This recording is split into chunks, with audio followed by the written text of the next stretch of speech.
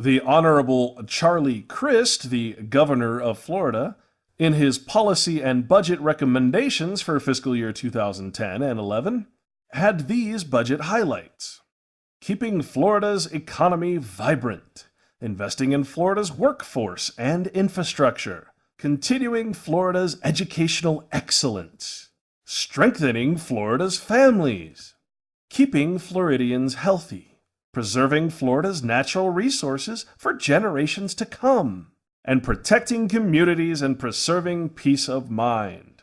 Now, how do you keep Florida's economy vibrant when you're laying off state workers? How do you invest in Florida's workforce and infrastructure when you're selling it off? How do you continue Florida's educational excellence when you're cutting off school funds? How do you strengthen Florida's families and keep Floridians healthy when you're cutting off Medicare payments and research for cancer and cardiovascular diseases? And how do you protect communities and preserve peace of mind when you are robbing your constituents blind with your hidden wealth and investments? Now, this is quite reminiscent of Barack Obama's Hope and Change campaign. But you cannot legislate hope. And you cannot hope for change without a representative government.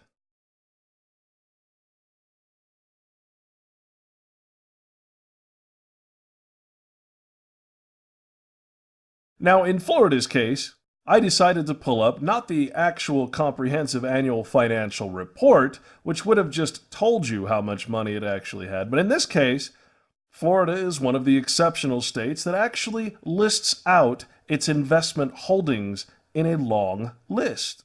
So, starting at page 1 of 1,479 pages of assets and investments held by the Florida state government, as listed in the Florida 2009 State Investment Holdings Report, the first page states, per the PFIA legislation, only publicly traded securities are included in this report.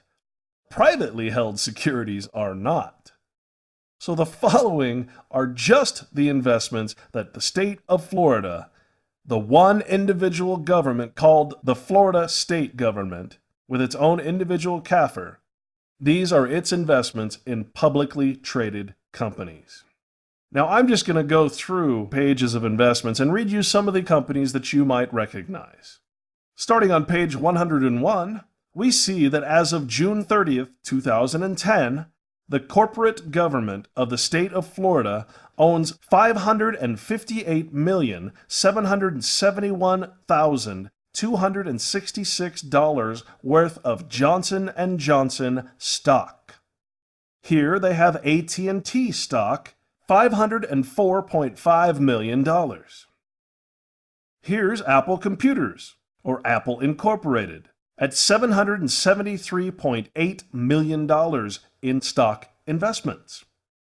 Here's one that'll blow your mind. This is in the cash and temporary holdings category.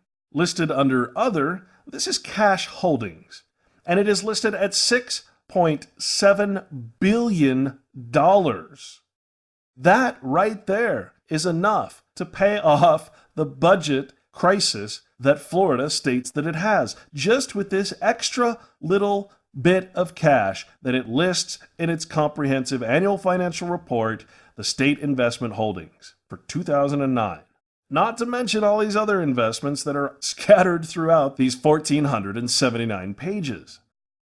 Also in cash and temporary, we have holdings in Japan. It doesn't really list what it is, it just says it's $39 million. Maybe it's yen. Back to stock investments, we have Abbott Laboratories, which is a pharmaceutical, at $210.8 million. For you World of Warcraft fans, Florida holds $17 million in stock investments in Activision and Blizzard, the company that makes your favorite game. Isn't it ironic that the very regulatory body that's supposed to rate video games for violence is the same government that has massive investments in the video game industry? Here's Adidas, the shoe and clothing company out of Germany, at $68.5 million. Advanced Auto Parts, an automotive retail chain, at $22.6 billion. How about Aetna? Managed healthcare at $49,685,000. African bank investments in South Africa, $16.3 million. Hey, why not? Gotta diversify, huh? Are you starting to understand that just a small amount of the money that governments have invested in corporations and foreign corporations could easily pay off the entire country's debt, let alone the state of Florida's? Here's a big one. Here's the Sony Corporation, listed under electronic appliances, at $29.4 million. Sprint Nextel, wireless telecommunications services, at $34.4 million. St. Jude Medical, a healthcare equipment provider, at $35.7 million. Staples Incorporated, specialty stores, at $65.6 million. Stanley Black & Decker household appliances at $24.8 million. State Street Corporation, listed as asset management and custody banks, at $55 million. Here's the State Bank of India, for a total of $18.5 million. Suzuki Motor Company, land transportation, at $20.2 million. Swatch Group, the famous watchmakers of Switzerland, $21.7 million. Now you can see how strongly vested the state of Florida is in just about every possible industry and sub-industry in existence. I mean, look at these lists. Most of these are in the tens of thousands, hundreds of thousands, and a lot of them are in the millions. We even saw some that are in the billions. This is the money that the government called the state of Florida, the corporation acting as the government of Florida, has been earning off the taxpayer money it collects from you, invests, and then never gives you, the taxpayer, any of the profits. There's Target, general merchandise store, listed at over $114 million. There's Texas Instruments, listed as semiconductors at $94.8 million. Verizon Communications integrated telecommunications services, again at $261 million worth of stock investments. Now again, this is only the state government of Florida. This does not include each individual government within the state who has its own comprehensive annual financial report showing all of these types of investments. And may I just say, David Walker should be arrested right now for treason against the American people. Right now. Now remember, these are all publicly traded companies, and this list is not including private companies for which the Florida state government has invested in. Here's Viacom, movies and entertainment. Very important to control the entertainment and propaganda industry at $65.4 million. Now, some of you might be thinking, why haven't I heard about this on the news? Surely if this was true, Glenn Beck would be talking about it. But for a $50 million contract, you'd probably sell your soul to the devil as well. Once again, when adding collective government investments into Fortune 500 companies, which includes the 5 or 6 major conglomerate media companies that own just about every major media outlet available to you, the control of information is vital in a crime such as this. Here's Visa Incorporated. We all unfortunately know what Visa is, and that appears to be a total of about $145 million. Here's Walmart Stores Incorporated. Oh, we all love the Walmart, at about $318 million.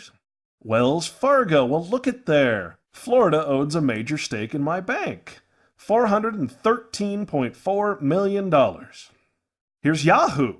Internet software and services at $50 million. 3M, industrial conglomerates, they make just about everything involving plastic at $192.3 million. Here's American Express, another banking and finance investment at $175 million. Now, keep in mind, we've just reached page 400, and I was skipping many pages and many companies in between. and we've still got so many to go. But just to make sure that you have the full perspective of what you've just looked at here, for each individual page for which you've just looked at, there are a total of 40 investments. 40 investments times 400 pages is 16,000 different investments in just 1/5 of the Florida State CAFR. I think that you get the idea that Florida has money coming out of its butt, but it's not telling the people of Florida. Instead, it's cutting jobs, cutting public funding, and raising your taxes. On page 652, we see fixed income investments in the banking and finance industry. Here we see that the State Corporation of Florida has investments of a little less than $100 million in Goldman Sachs Group. They have about $26 million in Merrill Lynch, which I believe got sold off to Bank of America not too long ago. Again, a fire sale where assets are sold for pennies on the dollar, while liabilities are nationalized or divided amongst taxpayers.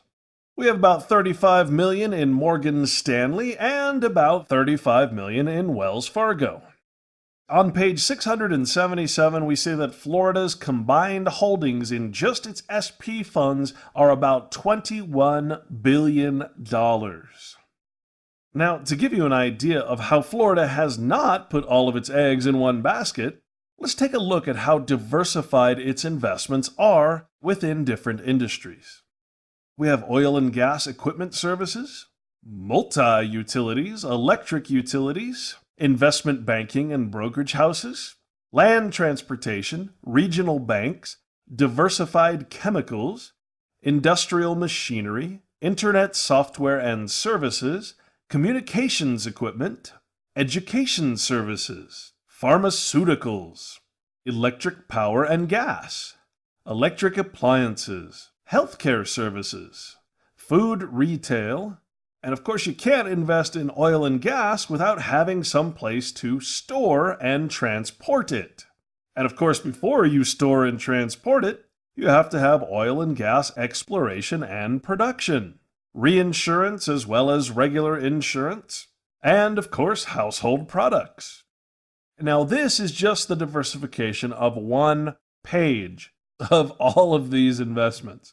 So imagine how invested the Corporation of Florida really is. Likewise, you can't just invest in one currency.